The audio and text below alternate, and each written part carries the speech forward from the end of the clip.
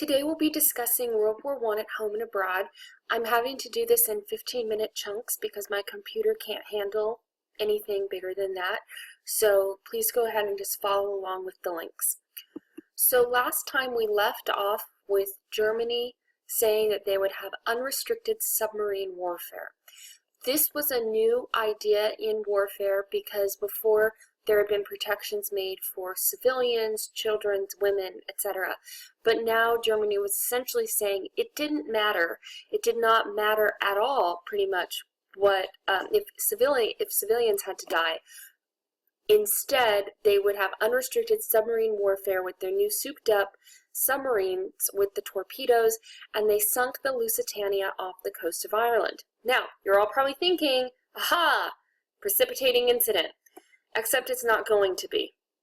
We are going to get a tremendous amount of propaganda as seen in this picture of, notice it's on fire, drowning. It's really sad, but this is what we're going to see. We're going to see a lot of this, remember, especially because our communications all came from England through that telegraph line because we no longer had a telegraph line with Germany. So the American people were outraged. It was about 10% Americans on board. Germany said they had ammunitions on board. They were secretly smuggling them to England. Of course, we denied it. In fact, it was true. We did have munitions on board. Civilians didn't know there were munitions on board, though. But that was Germany's justification for this. But we are understandably outraged. So Wilson is going to go into heavy negotiations with Germany to get them to stop unrestricted submarine warfare. And after a year of squabbling, they did say, okay, so that was 1915. By 1916, okay, we won't do any more unrestricted submarine warfare. We're sorry. They did apologize, and they issued reparations to the victims' families of the Lusitania. So remember, the war in Europe was at a stalemate, and Wilson believed in world peace. So he goes over to Europe, and he tries to pitch something to them. Peace without victory.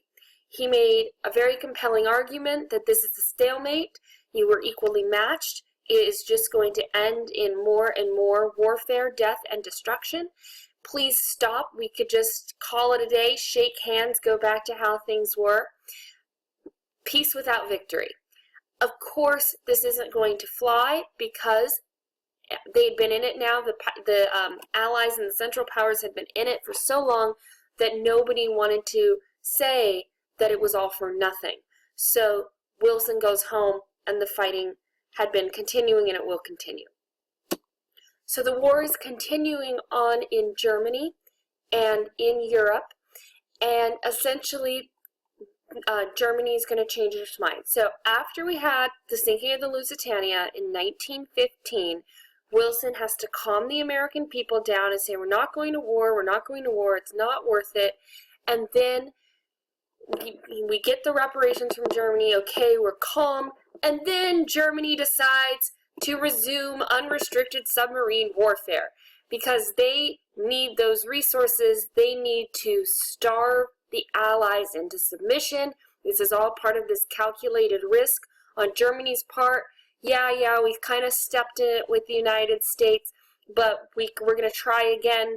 We have to do these economic warfare strategies. So we will resume unrestricted submarine warfare. Now, they did announce that they would be resuming it, so it wasn't supposed to be a surprise. Of course, it's always a surprise when your ships get sunk, but they did announce it. At the same time, American sentiment is going to now shift in the other direction. So remember, the majority of Americans at this point still want to be isolationists. We don't want to get involved in any European affairs. We think it is just bad news. We're remembering back to George Washington and his warning, don't get involved, don't get involved.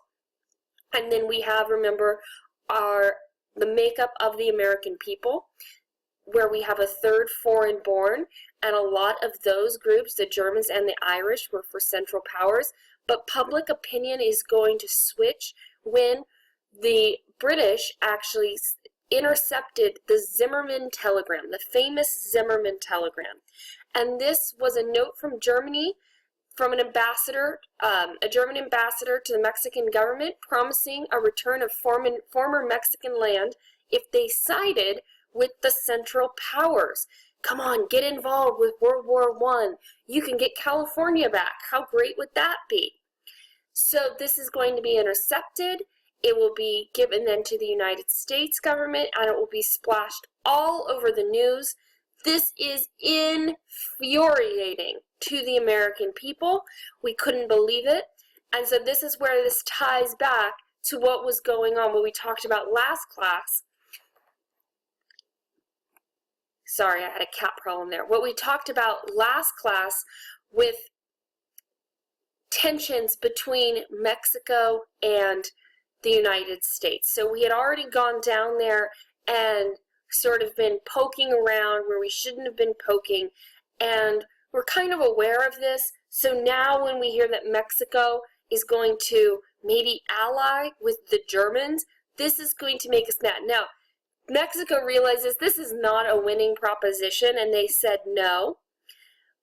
This note does not cause the United States to enter into World War I, but it is going to change the public opinion. It's essentially the straw that breaks the camel's back, combined with the fact that Germany has now resumed unrestricted submarine warfare, and Wilson is sitting there and he's going, okay, well, this looks familiar. This is a violation of the freedom of the seas. How much violation of the freedom of the seas can we actually take? Is this foreign policy worth fighting for? And he is going to really deliberate on this, and we essentially come to the same conclusion as we had with the War of 1812, that yes, we had to have the freedom to navigate in open water. And as a side note, if you look up what's going on today in the South China Sea, the United States is entering into another freedom of the seas issue. So America enters the war. See there? The freedom of the seas is in your hands. So the United States declares war on Germany. Now this was kind of a bit of a tough one because Wilson had spent the last year and a half calming down the American people after the sinking of the Lusitania. No, no, no, we don't have to go to war with Germany. You know, peace, world peace. And now he is doing a 180 because of the fact that our freedom of the seas was being violated, and Wilson is going to have to sell it now to the American people. So we're mad, but we weren't as mad as we were when the Lusitania was sunk. When you compare something like a telegram with actually Americans being killed, the outrage is going to be there on both sides, but the outrage is going to be way more when people had actually died. So Wilson is now going to make some pretty huge appeals. He's going to plead to make the world safe for democracy before the United States enters the war. He goes to Congress, and if you take a look at your voices sheet, he says here, the world must be made safe for democracy. Its peace must be planted upon the tested foundations of political liberty. We have no selfish ends to serve. We desire no conquest, no dominion. We seek no indemnities for ourselves, no material compensation for the sacrifices we shall freely make. So in other words, we are going there to be a good ally to help against the German threat. Critics said this war then was just for economic purposes, that we're just protecting our trade route. There was no real precipitating incident because of the fact that we had calmed down so much and now we're going back. This was another one of those intellectual arguments that gets hard for the American people at first to buy into. Sort of similar, the most similar war again would be the War of 1812. And it's true, the United States was never really neutral. We had always been more sympathetic to England because of our unique relationship with England and our unique heritage that stemmed from England, and the fact that more of our boats were getting over to England. based on the fact that, well, England had the #1 navy in the world and did a better job intercepting our trade boats, our merchant ships for their own purposes, and England wasn't sinking our boats. That was only Germany. So again, the all-important takeaway here, no real precipitating incident, but a culmination of events that brings the United States into war. So when we decide to enter the war, we're actually going to be bringing in fresh troops. We're going to be bringing in a renewed spirit to the troops who were just exhausted on the front. The French and the British were, I mean, can you imagine being in trench warfare all those years? So now the Americans are going to really bring a morale boost, but when we get there, we too experience these new ways of war. Trench warfare, gas, tanks. So tanks were a new invention. They weren't as big as tanks today. They were much, much smaller, but they were still a very effective and new type of war.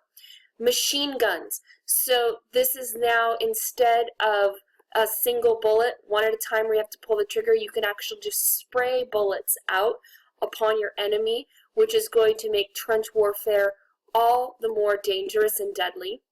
And the airplane. So even though airplanes were pretty rickety, and when you see pictures, you just can't imagine that anyone would actually get in them and then go shoot each other, but airplanes are going to be a new type of machinery that will change warfare forever. So unfortunately, there were some things, that's Daisy, excuse me, there were some things that were going to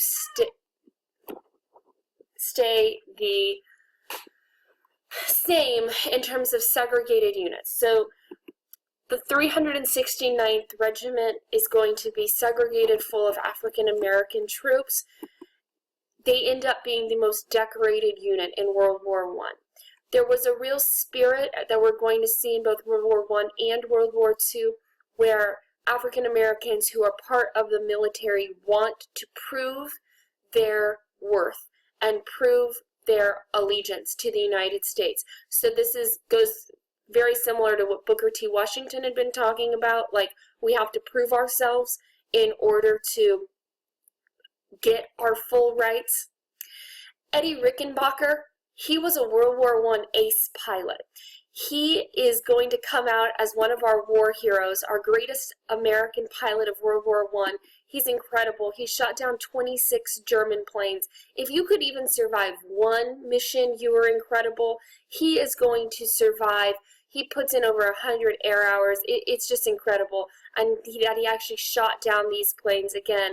A really big moment. He actually had changed his name he changed the spelling of his name, Rickenbacker. It had been with an H. He didn't want to look too German, but he was German-American descent. We have Douglas MacArthur. He's the youngest general of World War I. You've probably heard of him because he is going to rise to prominence through World War I, and he will be one of our biggest military generals of World War II.